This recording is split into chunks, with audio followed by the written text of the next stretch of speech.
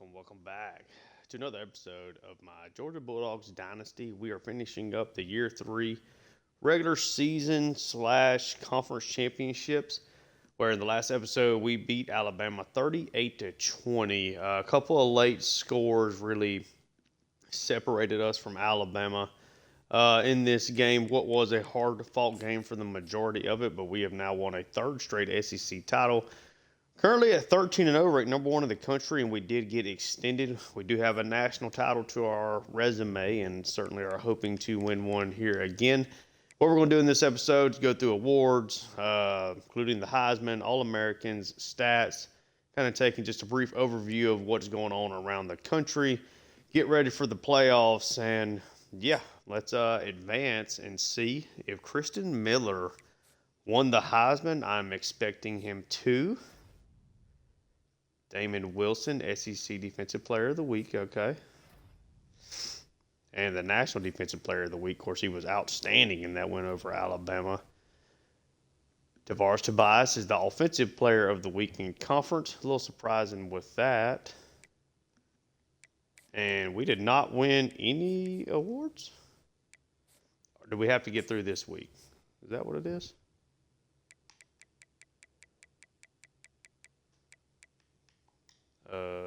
Let me see. So we're still on Heisman finalists. Okay, what's seems a little different than normal here.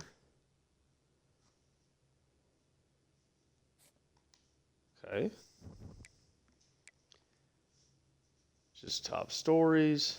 Okay, Ohio State beat Oregon there. Guess let's advance the week again. I don't remember that being a thing here in the previous seasons that we've done on here. Now let's see if something changes. We are officially named the Coach of the Year. Did have Blue Lindsay, our offensive coordinator, win the Coordinator of the Year award, the Broyles Award, in other words.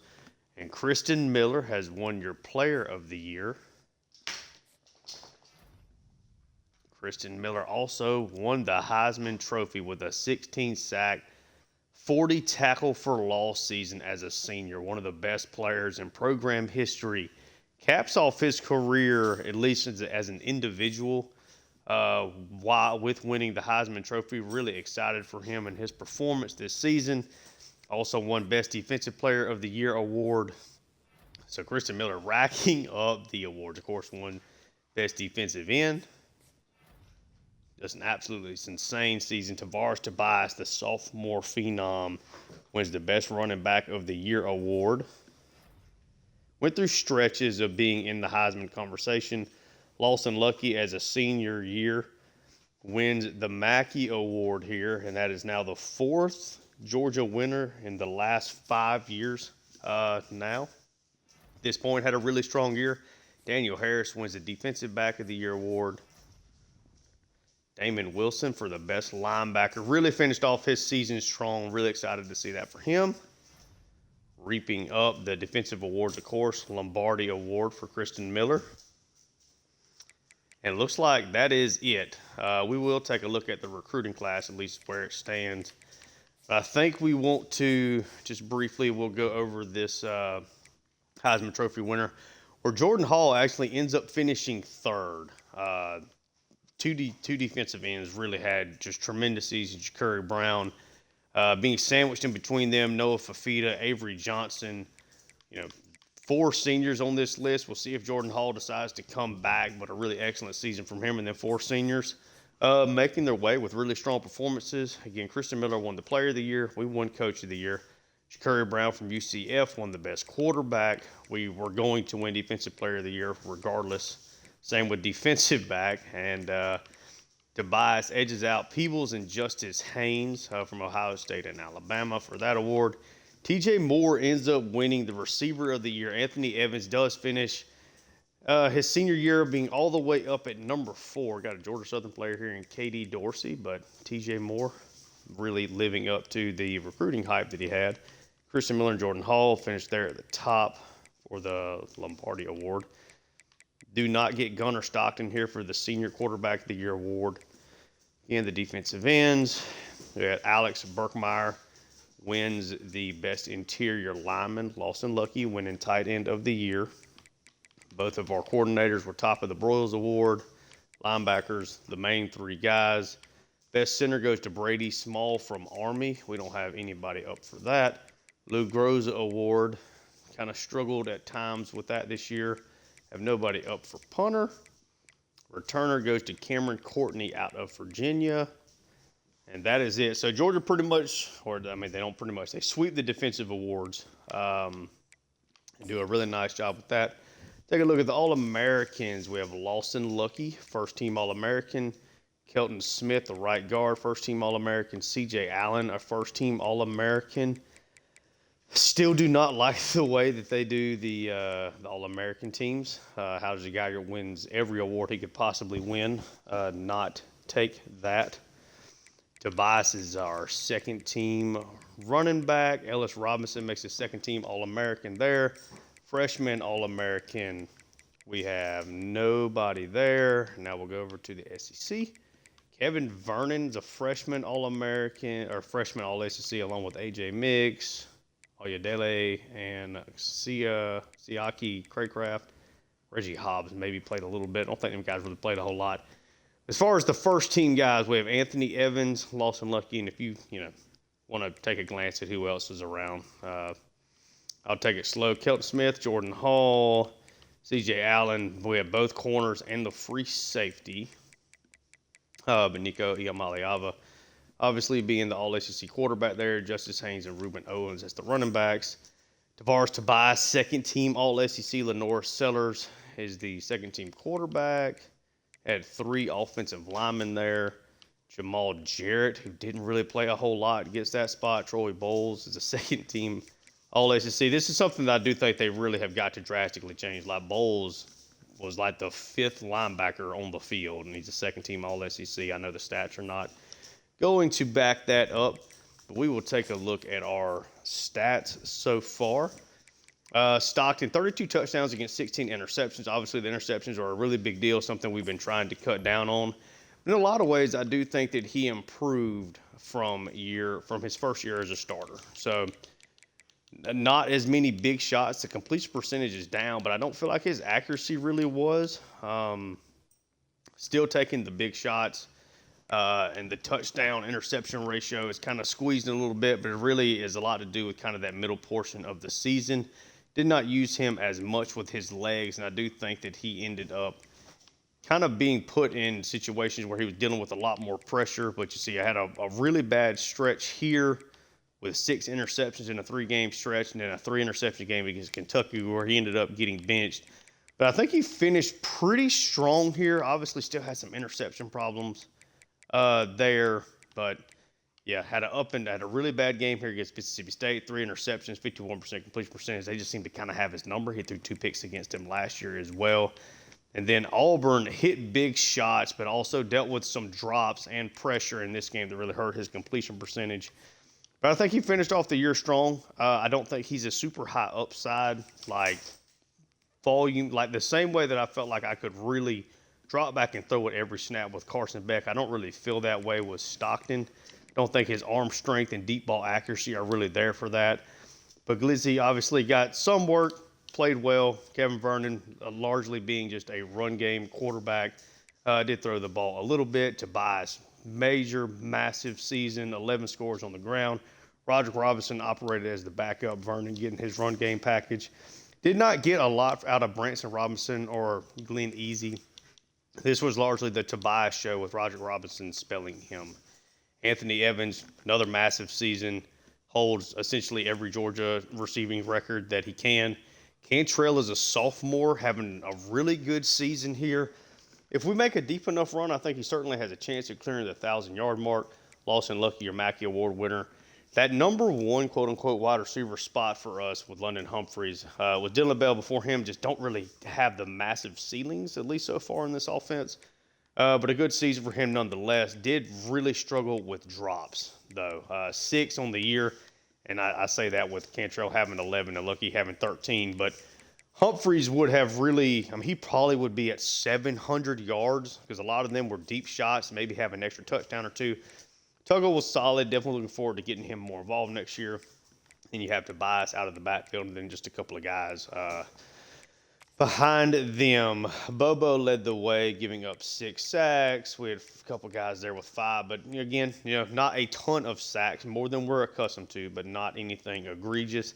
C.J. Allen easily leading the team in tackles with Aguero, Harris, Bolden, and Miller behind him. Miller was 76 tackles from the defensive line spot, just insane. For somebody in particular you want to stop on, I'll just kind of run it down. Listed by tackles. In tackles for loss, we had 40 from Christian Miller, 36 from Jordan Hall, 24 from Damon Wilson, 19 from Williams, 12 from Allen, and 10 from Daniel Harris. Other guys obviously tagging along here as well. See, Bowles was second team All-SEC and had 5 tackles on the season. Really need to clean that up heading into next year. I think they do a good job with the awards, but not with the All-American, All-Conference players.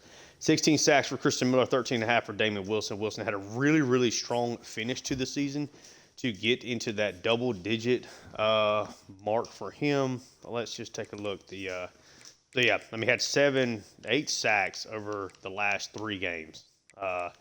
Really, really exploded there at the end of the season. He's at double digits as we head into the playoffs. And our interceptions leader this year is Julian Humphrey, Johnny Aguero, and Ellis Robinson behind him with 5. Then you had Daniel Harris, C.J. Allen had all 3 of those in one game. 2 for Bolden, 1 from Williams on a screen pass. Forced fumbles, team leader with Jordan Hall. 3 guys each here with 1. Fumble recovery, recovered 4 on the season. And did have the 1 safety from Christian Miller. And 2 touchdowns from Daniel Harris, 1 from Justin Williams, and 1 from Julian Humphrey. And then kick game, really struggled with Woodring, perfect at least on extra points, but went through a spell of missing a lot of field goals, unfortunately, with him. And then Lozano didn't punt a whole lot. He's not really great. Obviously, just a 65 overall. But yeah, let's now kind of go back in here, take a look at the national leaders, and take just a quick look at the SEC leaders, and then we will, go over the recruiting class, and then we'll go over the bracket, and we'll see who we're playing in this episode before we get off. So, Christopher Vizina, former 5-star, if I'm not mistaken, from Clemson. Nope, just a high 4-star, I guess. The leading passer, Stockton, ends up being 3rd nationally in that.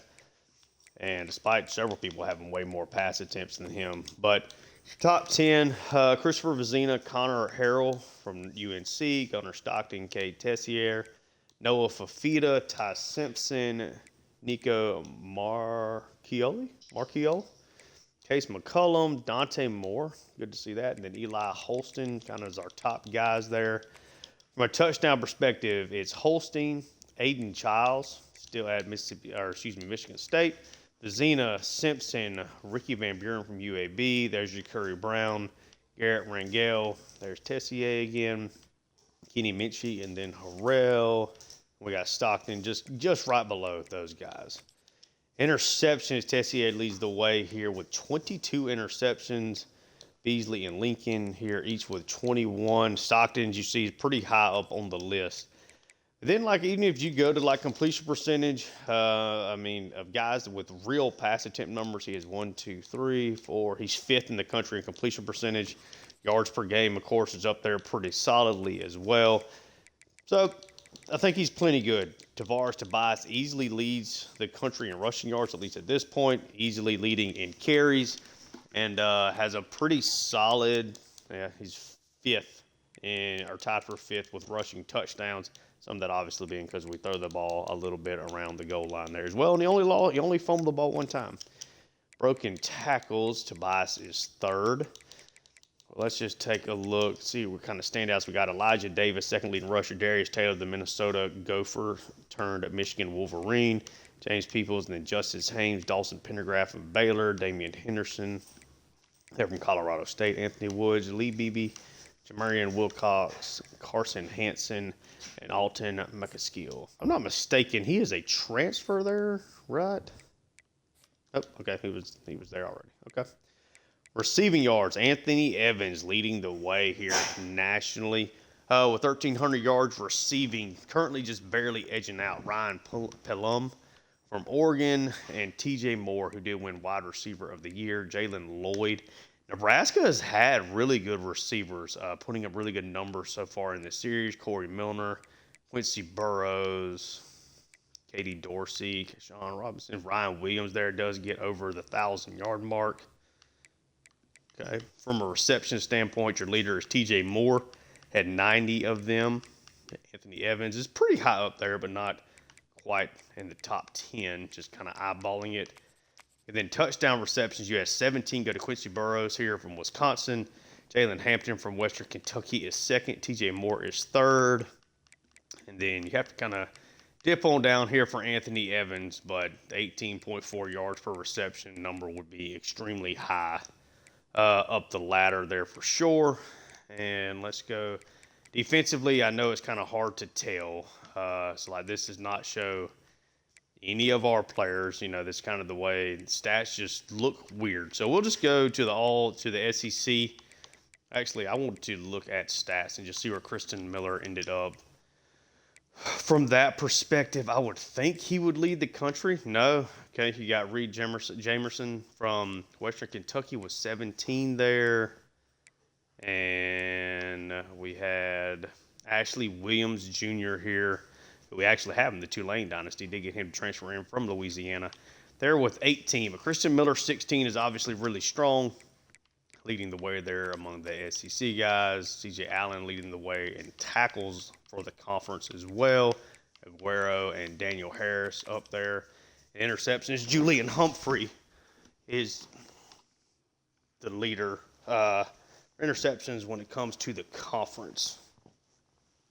Hold on 1 second.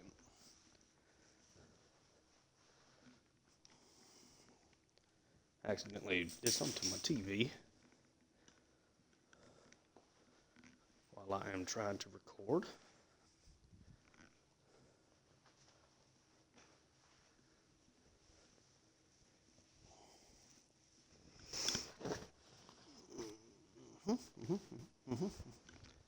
Sorry about that. For some reason, I ended up hitting the button on my remote and then couldn't find it. Ended up turning it over to Direct TV for whatever reason.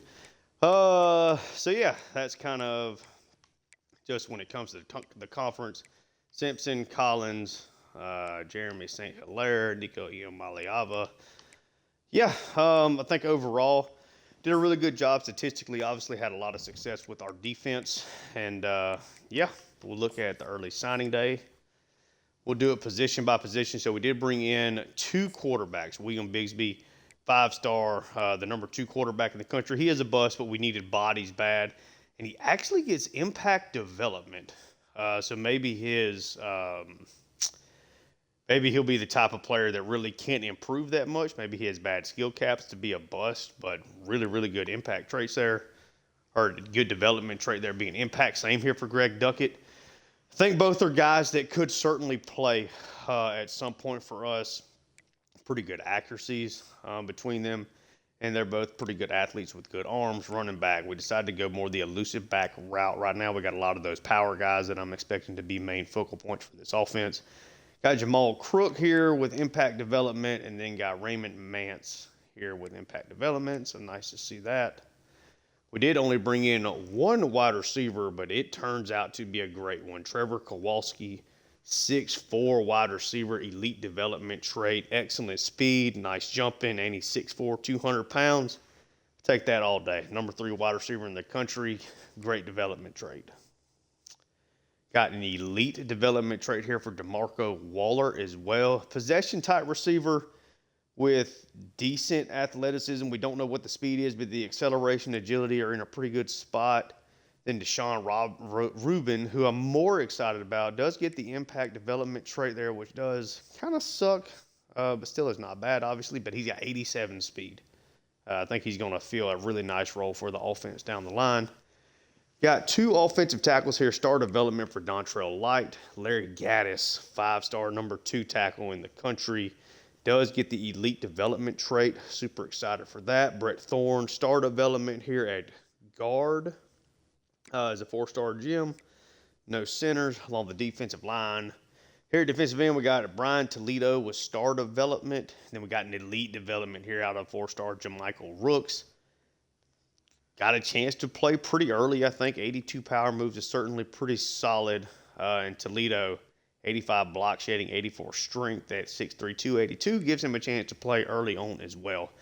The guy that I was probably most excited about in this entire class here was Nick Costa. 6'5", 298, speed rusher, Tennessee defensive tackle, 88 finesse moves, 87 tackle, 85 acceleration, and 80 speed with elite development as a true freshman. Should be insane for us. Outside linebacker, you got Felix Tryon, impact development for him. Looks solid. 88 speed is outstanding. Definitely something that you can work with.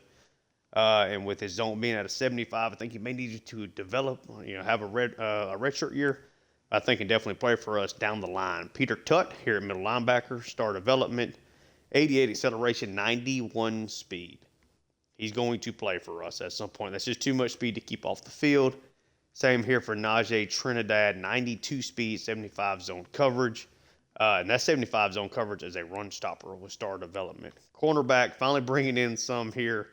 This was a position we really struggled with for a lot of the year. These are not guys that I was really after to begin the season. But we do have a 4-star, quote-unquote, bust here.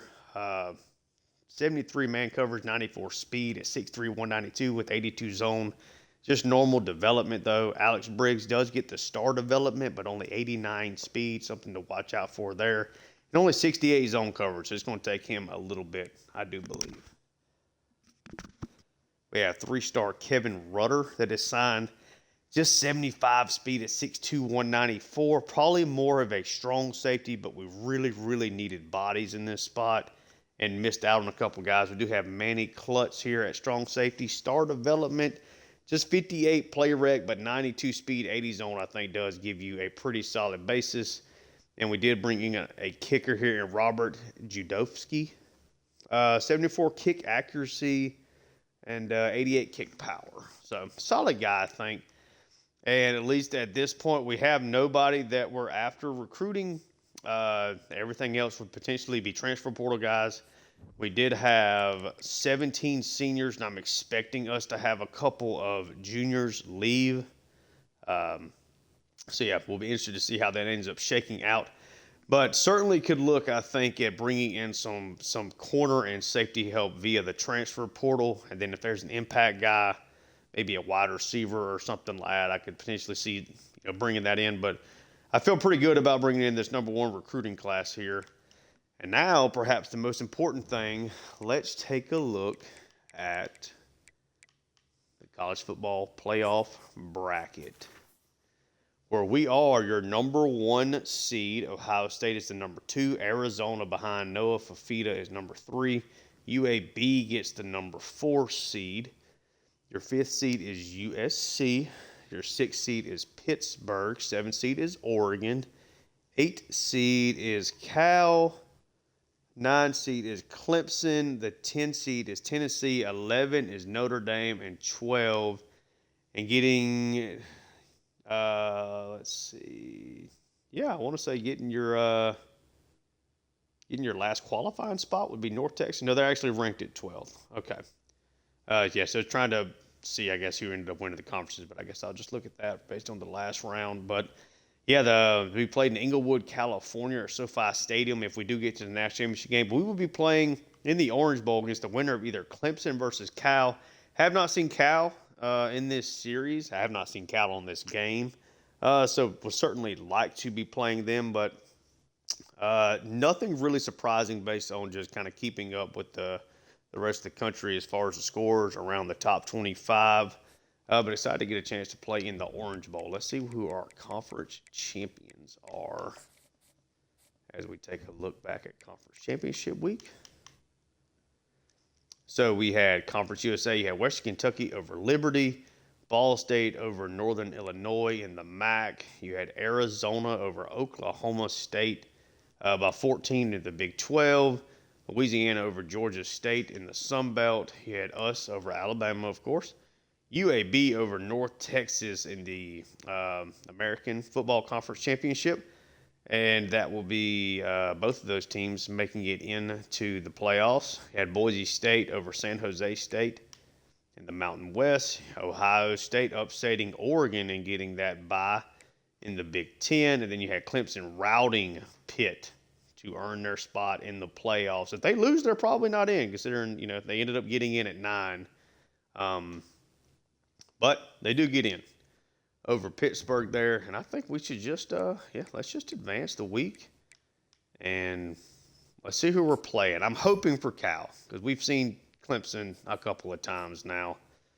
And it, in fact, will be Clemson again, getting the victory. And that's who we'll be taking on. We do have some familiarity with them. They got a wide receiver of the year. They got a guy that's leading the country in passing yards heading into bowl season. So let's see what happened in that initial first round. You had North Texas shocking USC by 10 points. You had Clemson over Cal in a defensive battle, certainly more defensive than I would think, considering that Cal's quarterback Mendoza had a pretty good season as well. Notre Dame over Pitt. So Pitt went 11-1 and then lost back-to-back games to finish the season, kind of ending Holstein's career in a negative fashion. You have Oregon over Tennessee. So the matchups will be North Texas versus UAB, Clemson versus Georgia, Notre Dame versus Arizona, and then Oregon versus Ohio State.